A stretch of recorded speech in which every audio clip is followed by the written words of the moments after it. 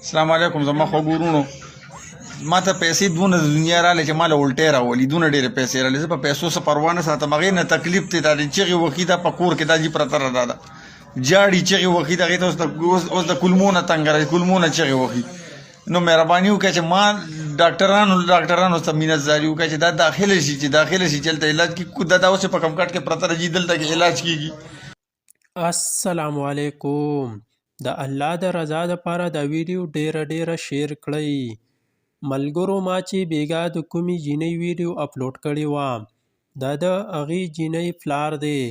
عجز په چغو جاړي او سوال کوي چې ماله روپۍ مه رالیږئ، زما روپۍ نه دي په کار، خو د الله د رضا دپاره زما لور صرف په هسپتال کې داخله کړئ چې ما ته په کور کې داسې نه وي پرته. د دې جینۍ فریاد او ژړا زموږ زړونه ورانوي. نو سوچ کوئ چې په مور او پلار به یې څه تیریږي.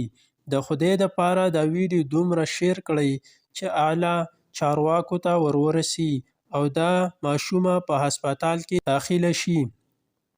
موبایل نمبر یې دی